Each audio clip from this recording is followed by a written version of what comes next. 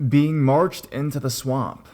This all happened at a secluded lake cabin in deep South Texas owned by my parents about 20-ish years ago. I mean, very secluded. It was maybe 40 minutes to the highway, 40 minutes to the nearest town population of about 800, and over an hour to the nearest city of any size. The last 4 miles or so, it was a washed out bi-public dirt road. The road did have a tight turnaround directly in front of our cabin, as ours was the last one accessible by it. There was one more cabin past us, but accessed by private driveway only. On one side of the road was a cliff, the other side was our cabin, then a tract of grass maybe 80 feet wide to the water edge, pier, etc. Next to the pier was a patch of dense woods, maybe 2 acres deep, and then a swampy area going to the next cabin, the one accessed by private drive. It was kind of scary, as it all created kind of a funneled area to a dead end. We had been there for weeks at a time, and not seen another human before. Many of the other cabins were seldom visited, if not completely abandoned. This night, we had headed into the city to go shopping. We ended up making a night out of it. By the time we got back to the cabin, it was 4 a.m. The windows of the cabin had these huge wooden shutters that flapped down over the windows from the outside. Knowing that everyone would want to sleep in, I went to pull them, to keep the early morning sun out. I got back inside and everyone was ready to go to sleep. Sleeping quarters were all one big room. All together were 6 adults and 2 teens this night. I finished with the shutters, made sure everyone was ready for bed, and turned off all the lights, indoor and out. Strangely, less than 5 minutes later, we see headlights coming around the bend of the road. It was very obvious since it was otherwise so dark. We all thought it was probably just some fishermen coming to launch a boat, as would sometimes happen. The van got to the turnaround, spun around as if to leave the same way they had come, and stopped.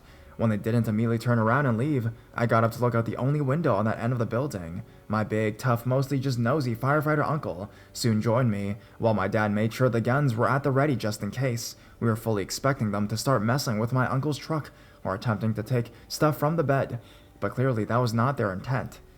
There were enough moonlight and light from their parking lights, no headlights now, to see an adult man get out of the van with 2 young children, both boys we think, but not certain.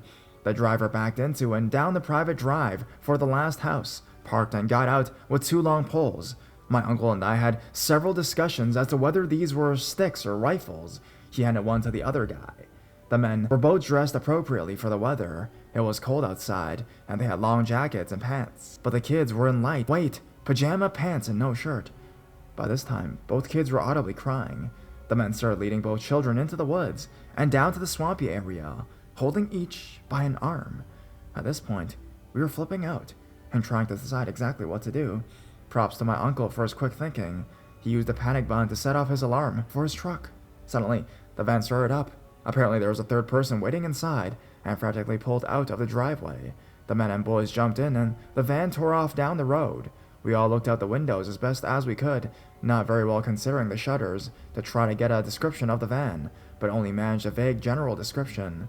This being a while ago, my mom was the only one with a cell phone, and we knew it only worked way out on the very end of the pier, so myself, my uncle, and my dad each took a gun and made the long trek out here to dial 911, frantically pointing the guns at any sound, while the rest of our party held down the fort. After fumbling trying to get a connection, we were finally able to get law enforcement on the line. They never caught them.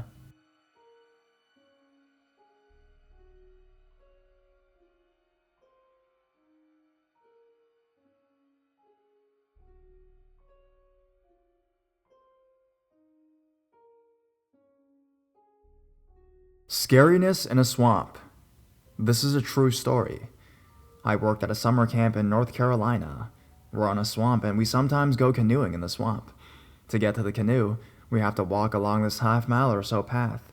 Me and a couple buddies decide to go canoeing at night for fun. We walk down the path. It's kind of creepy, but it was a nice night, so it was fine. When we get to the platform with the canoe, we heard a splash in the swamp pretty far off. The splash wasn't as big as someone jumping in the water, but it was pretty big. Think throwing a 30 to 40 pound rock in the water. It was a little weird, but we didn't think too much of it. We started canoeing and we heard another splash. Same size, but a little bit closer. We kept hearing the splash every 5 to 10 minutes, and it's clearly following us. Just to paint a picture, it was pitch black. We had flashlights and were trying to shine them around, but we didn't see anything. There's land all around the swamp, but it's really thick with trees, thorns, poison ivy, etc. It's possible, though very difficult to walk along it, but we didn't hear anything move, and it would be pretty much impossible to walk along without making any noises, and we didn't hear anything other than the splashes. As far as I know, there aren't any animals in the area that can make sort of no splash, no beavers, no gators, or anything like that. At some point, the splashes stop for like 15 to 20 minutes and we think it's done. There's one about 10 feet away from our canoe, so we book it back to the platform. On the platform, there's a little girl's backpack filled with little girl's clothes, underwear included. That was not there when we first got there the first time. There wasn't anyone missing from the camp, in case anybody's wondering. Anyways, takes the cake as the scariest thing that's ever happened to me. To walk back along that path, I kept expecting something to grab me.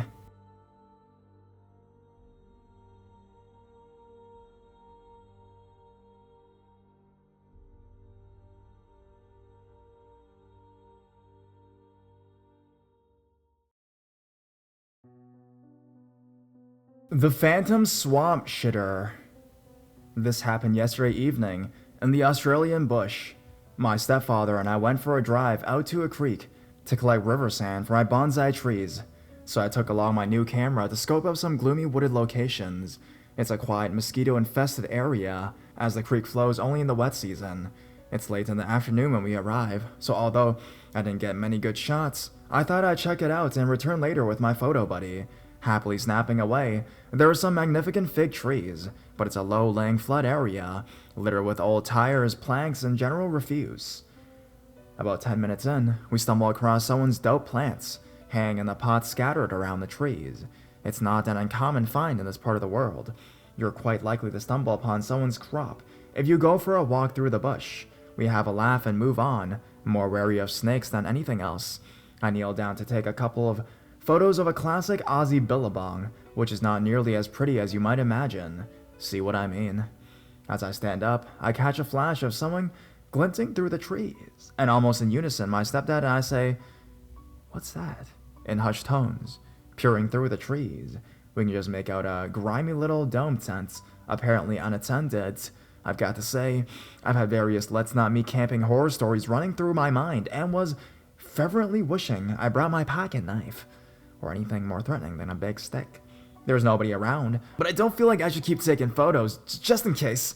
We quickly move on, and a few minutes later, come across a boggy 4WD track all muddy and eroded, but recently used. We stop for a cigarette, remarking upon the condition and function of this road, which does not appear on any map. As we're standing there, through the trees, we can see another little dome tent, set up with a chair out front and other camping supplies. It's dead silent. We quietly speculate on why one would camp in a swamp, but if you were plant sitting, and the general consensus is, this is quite fucking peculiar. I hear a low voice say something unintelligible, then the sound of a trail bike start up in the distance. We decide now is a good time to bail. Retracing our steps back out towards the road, we hear no further sounds, only seeing a few flutters of movement through the trees, as though we were being watched. As we approach the entrance where we came in, I smell a horrendous stink. There's no mistaking it. There's a fresh human shit sitting in the middle of the track, just saying hello. I guess I won't be taking my friend back out there after all. So, Phantom Swamp Shitter, your plan to keep me out of those woods has worked a treat.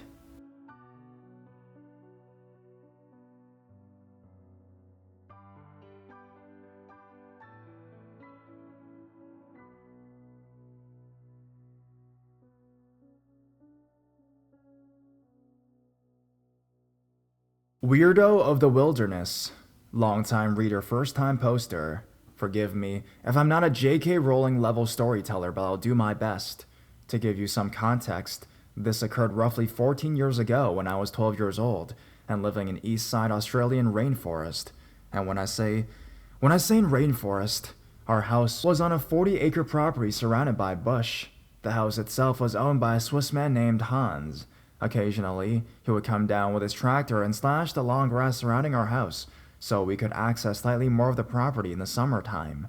It was also extremely handy, because if you know anything about Australia, is that we have tons of beasties that can very easily kill you. We lived about a 40-minute drive from the small town center. This meant that if we needed groceries, medical attention, or to contact our parents, say while we were at school, it would be a 40-minute drive before anything could be done.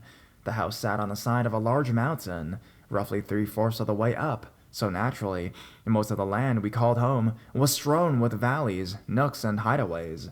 We had trails we could walk, and they led to a stream and a small waterfall, a 5 to 6 meter drop. It was a truly beautiful place, but considerably scary to me and my small siblings, one brother and one sister, slightly younger than myself.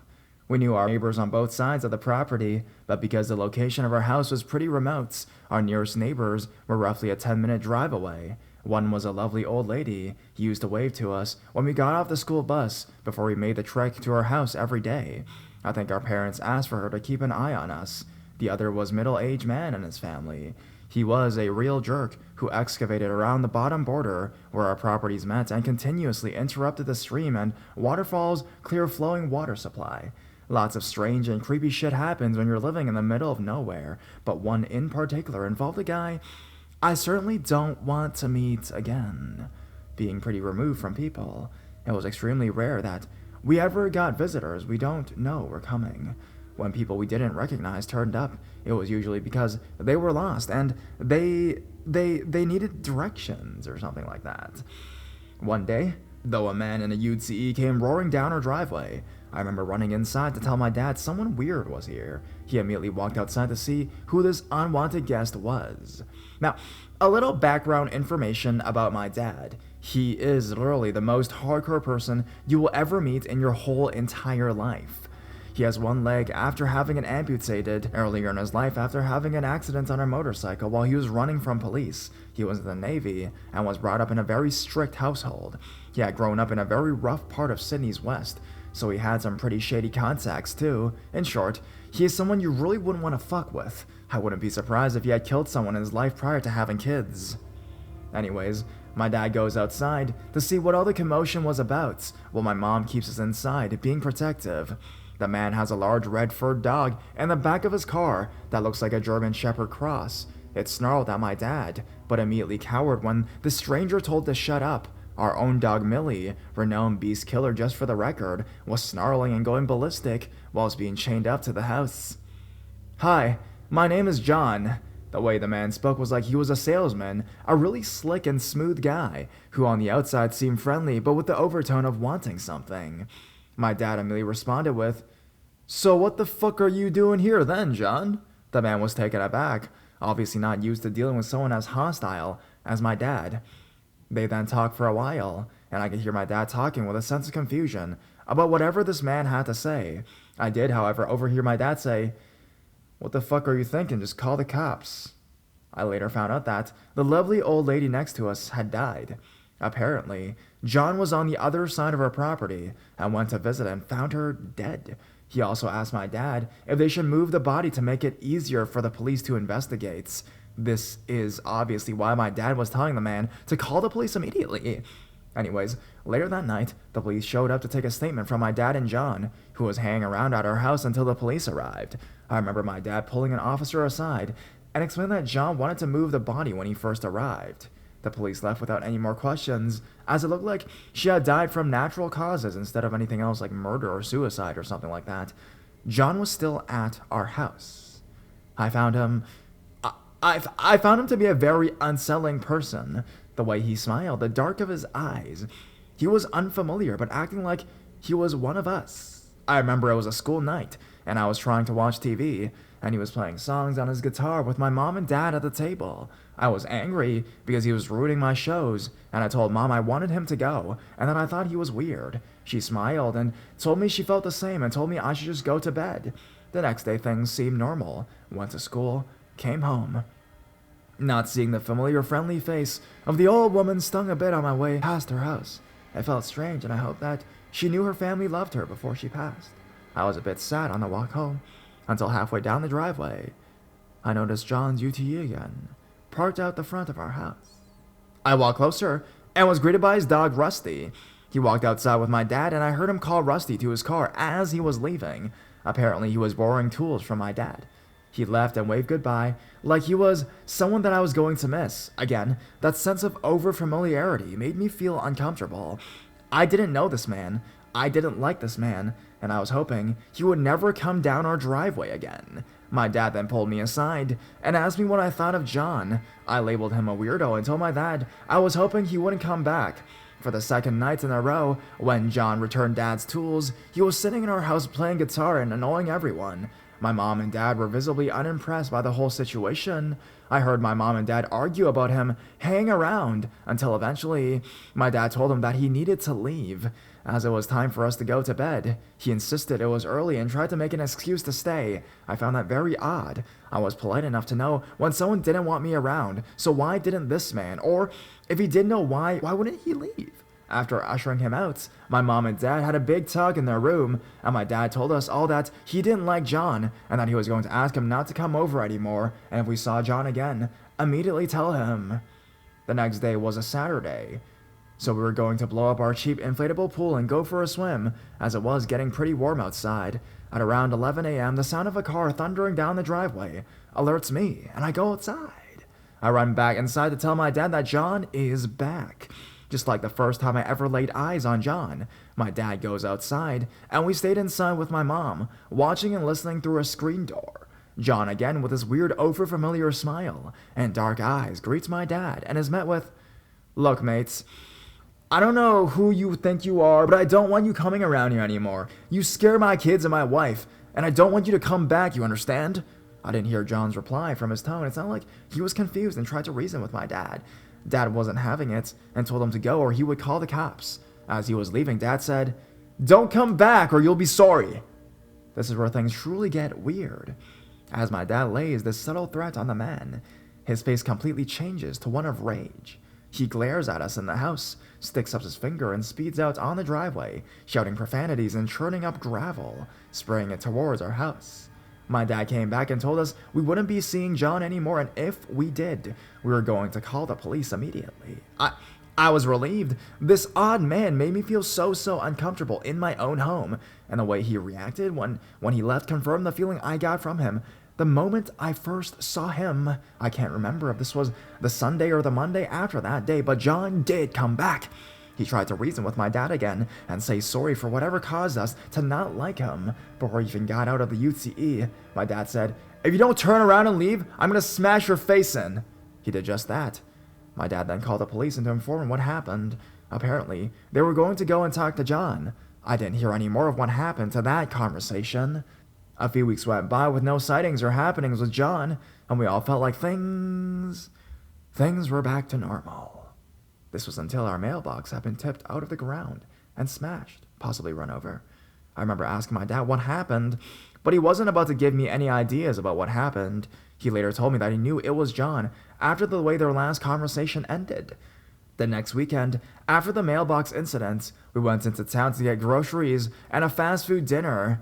And we came back down from my driveway. My dad immediately stopped my mom from proceeding and said that something was wrong. Next to the carport, where we parked our car at the back of the house, there was a window that opened to the bathroom. My dad must have spotted the window was missing.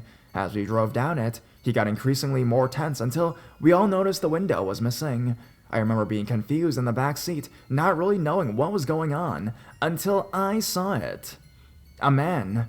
Dark eyes, overfamiliar, coming from the window that led to the shower. My dad was exploding with rage. He told my mom to rush down the driveway so we could fuck this guy up.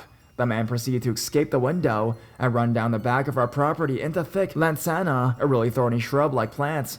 My dad, only being on one leg, let Millie loose as she was going ballistic, tied up to the house. She ran down the lantana, engulfed Hill into the darkness. She came back with nothing. My dad went out with his flashlight and couldn't find anything either. I'm not sure if anyone slept that night.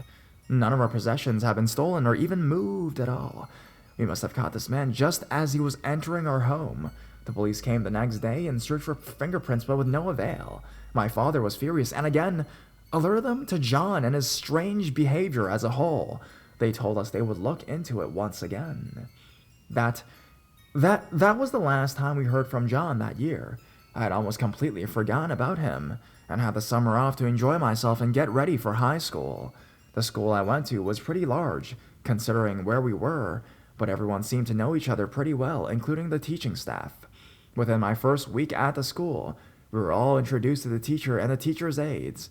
I was caught completely unaware when that over-familiar dark-eyed man from the previous year was reintroduced as a teacher aide. Except instead of John, he was introduced as Gregory or something. I went into a little bit of a spin as I was trying to make sense of it all. I wasn't 100% sure that this man named Greg was the same man who had introduced himself to my family as John. At that moment, so many things rushed into my head. What if he killed the old lady? What if he didn't live close by? What if he wanted to move the body so he could frame my dad? If he lied about something as critical as his name, what else was he lying about? What if police never even made contact with him? I was sitting here for a good 10 minutes, trying to piece it all together, until the teacher called my name to bring me back to reality. That is when he noticed me. The look on his face when he saw me was one I will never forget. He immediately recognized me. He looked shocked. His eyes were wide and he said nothing, just staring. I just found out his dirty little secret. I could sense that he was now the one feeling uncomfortable and on edge. Later that day, I rushed home to tell my dad who I'd found. He was shocked and repeatedly asked, was I sure? He went to the school the next day and discovered that the man had put in for indefinite leave yesterday and may not return. When we learned of my news, my dad told me to watch out and let him know should John or Greg ever return. So, John, Greg, whoever you are, let's not meet again.